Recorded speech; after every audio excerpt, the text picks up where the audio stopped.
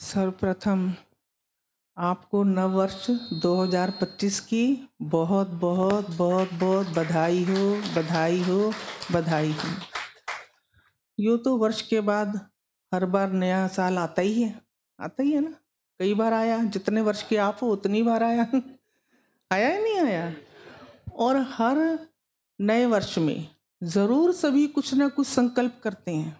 Celebrate तो चलो जैसे भी करते हैं, हैप्पी न्यू ईयर भी एक दूसरे को कह देते हैं। और ज़रूरी नहीं होता हमने हैप्पी न्यू ईयर कहा तो उसके लिए वो वर्ष हैप्पी रहेगा, होता है ज़रूरी। 2-4 दिन के बाद ही कोई ना कोई दुर्घटना सुनने में आ जाती है। हमने तो उसे हैप्पी न्यू ईयर कह दिया था, हो गया उसके लिए हैप्पी न्यू ईयर। तो चलो शब्दों में कहा वो तो अच्छा किया, उसको आपने विश किया वो भी सब अच्छा था। और कुछ ना कुछ संकल्प भी हम हर वर्ष करते हैं, सभी करते हैं, और ब्राह्मण बच्चे तो विशेष करते हैं। लेकिन अगले वर्ष आने तक ये भी याद नहीं रहता कि क्या संकल्प किया था। उसके जैसा बनना, उसको फॉलो करना, उस पर दृढ़ रहना तो बड़ी दूर की बात है। उसमें कितनी सफलता मिली वो भी अलग बात है। लेकिन आप में से कोई बता सकते हो आपने 2024 जब आया था तो क्या संकल्प किया था? याद है? भूल गए ना? अच्छा, 2025 में भी किया होगा तो उसको ज़रूर कायम रखना। अब जो बीत गया, पास्ट हो गया, उसका तो कुछ नहीं कर सकते। इसलिए बाबा कहते हैं जो भी दृढ़ संकल्प करते हो, जो भी संकल्प लिया अच्छा ही लिया होगा, पॉजिटिव किया होगा। मैं अपना चार्ट बढ़ाऊंगा, आज से रोज़ चार्ट लिखूंगा, रोज़ मुरली सुनूंगा, रोज़ विचार सागर मंथन करूंगा, ज़रूर कुछ ना कुछ अच्छा ही किया होगा जो अपने पुरुषार्थ के लिए आपने ठीक समझा होगा। लेकिन उस पर अटेंशन का पानी भी देते रहना है। जो मैंने संकल्प किया वो वैसा ही आज मैंने अनुभव किया या नहीं, या दूसरों के लिए प्रेरणादायक बना या नहीं। अगर अटेंशन का पानी नहीं देंगे और रोज़ अपनी चेकिंग नहीं करेंगे तो फिर वही दशा होगी, यही भूल जाएगा कि हमें करना क्या है। और बाबा ने हमें 4 सब्जेक्ट बता रखे हैं और मुरली में वो चारों ही सब्जेक्ट वास्तव में कवर होते हैं। कौन कौन से? ज्ञान, योग, धारणा और सेवा। तो ऐसे तो सबको पता है, सब ज्ञान, योग, धारणा, सेवा सब करते ही होंगे। लेकिन अब जो समय है उसका स्वरूप बनने का है। ज्ञान, योग, धारणा, सेवा का हम स्वरूप कैसे बने? तो ज्ञान तो बहुत है सबके पास। अभी कहेंगे किसी को सुना दो तो खूब सारा ज्ञान सुना देंगे। दुनिया वालों के पास भी जितना अल्पकालिक अल्प बुद्धि से ज्ञान है वो भी वो सुनाने शुरू कर देते हैं। वो तो कई बार समझते हैं हमारे पास इतना ज्ञान है कि हमें कुछ भी तुम्हारा ज्ञान सुनने की आवश्यकता नहीं है। लेकिन सत्य ज्ञान तो परमपिता परमात्मा ने जो हम सब बच्चों को दिया है वही हमारे जीवन में दिखाई देना चाहिए। तो ज्ञान स्वरूप बनना है। तो ज्ञान स्वरूप कैसे बनेंगे? ज्ञान स्वरूप कैसे बनेंगे? चारों सब्जेक्ट में उसका स्वरूप बने। प्रैक्टिकल से मतलब धारण करें। जो ज्ञान माना रोशनी, समझ। तो जो ज्ञान हमें मिला है परमात्मा से, हम रोज सुनते हैं, उसका स्वरूप बनना अर्थात उसके लाइट और माइट में रहना। एक घटना हुई और एक व्यक्ति तो विचलित हो गया और दूसरा व्यक्ति डगमगाया नहीं, अपनी स्थिर अवस्था में रहा।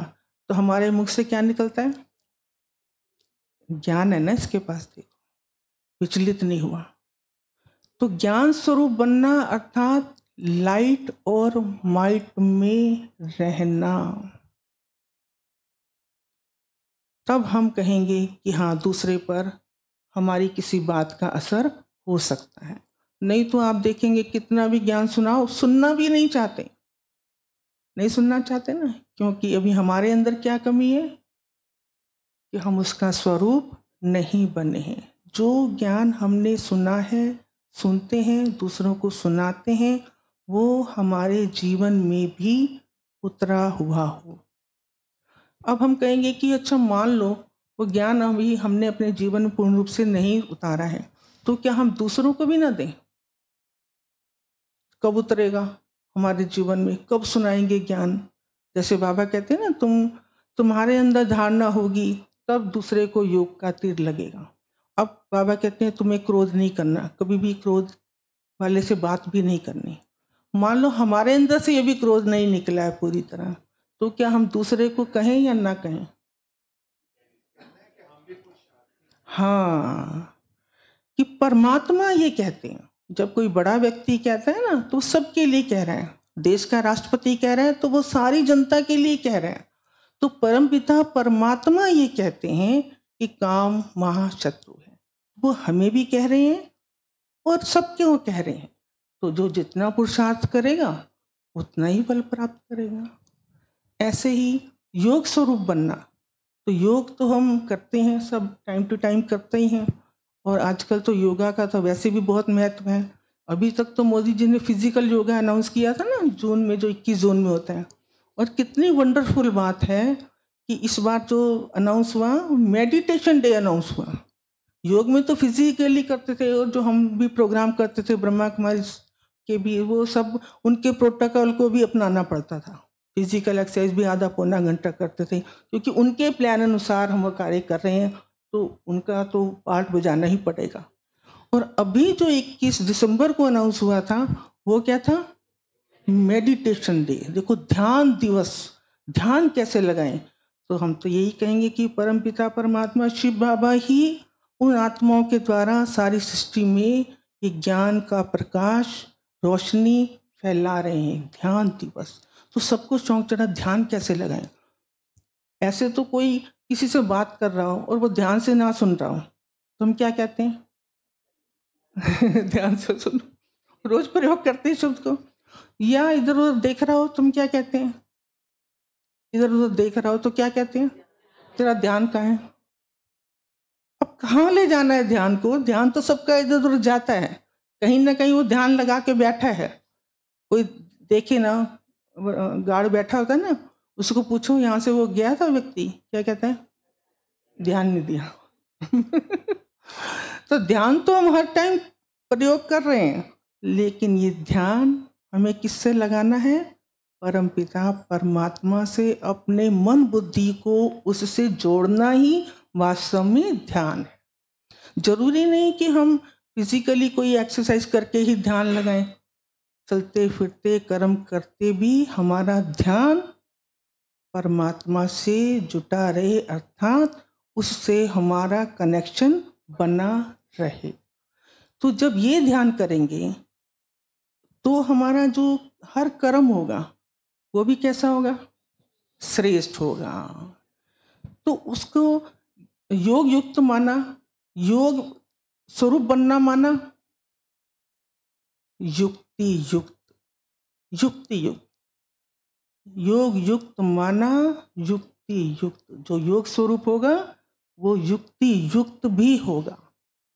और जब हम ज्ञान स्वरूप होंगे, योग स्वरूप होंगे, तो ऑटोमेटिकली जो तीसरा सब्जेक्ट है, दिव्य गुणों की धारणा अपने आप होती चली जाएगी। ये पक्की बात है।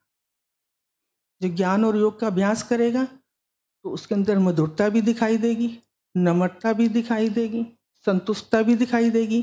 तो ऑटोमेटिकली ये दिव्य गुणों की धारणा अपने आप होती चली जाएगी। और चौथी बात है सेवा। तो जब अभी 3 बातें आ गई हमारे अंदर, 3 बातों का स्वरूप बन गए, तो समय अनुसार जैसा समय होगा वैसी सेवा भी होती रहेगी। चाहे वो मनसा है, चाहे वो सेवा है, चाहे वो वाचा है, चाहे वो कर्मणा सेवा है। और ये सेवा भी अखंड। अभी तो हम थोड़ी देर तो सेवा कर रहे हैं और थोड़ी देर बाद अब कहते हैं मेरी सेवा तो पूरी हो गई, ऐसे कह देते हैं। लेकिन वो सेवा भी फिर अखंड रूप से स्वाभाविक ऑटोमेटिकली अन्य आत्माओं की होती रहेगी। तो ऐसा स्वरूप जब हम बनेंगे तो बाबा की आशाओं को हम अवश्य पूर्ण कर सकेंगे। और जो अभी मुरली चली है बाबा की लेटेस्ट, उसको भी थोड़ा सा रिवाइज कर लेते हैं। 4 बातें बताई ना, 40 वर्षों की अव्यक्त पालना का रिटर्न में 4 बातें। पहली बात, हाँ, शुभ चिंतक। दूसरा शुभ चिंतन। शुभ चिंतक तो आप सारे हो ना, सर्व आत्माओं के प्रति आप शुभ चिंतक हो, हर आत्मा का कल्याण हो, हर आत्मा को मुक्ति, जीवन मुक्ति का वर्षा मिले, तो आप कौन हुए उस समय? शुभ चिंतक, है ना। दूसरे सभी शुभ चिंतक नहीं होते, वो तो सोचते मेरा नुकसान हो गया तो इसका डबल हो जाए तो वो शुभ चिंतक नहीं हुआ। और आप क्या कहते हो? जो ज्ञान मुझे मिला है वो उसको भी मिले, इसको भी अनुभव हो जाए। और दूसरा है शुभ चिंतन। शुभ चिंतन, कौन सा शुभ चिंतन करते हो?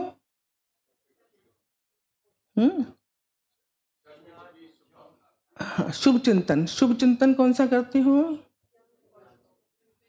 हाँ, श्रेष्ठ संकल्प करते हो, मैं पवित्र आत्मा हूँ। ये सारी आत्माएं भी पवित्र हैं, प्रेम स्वरूप हैं, शांत स्वरूप हैं। उन आत्माओं के अंदर भी वही गुण है जो आत्मा के, एक आत्मा के अंदर गुण 7 गुण हैं, इन आत्माओं के अंदर भी वही 7 मूल गुण हैं।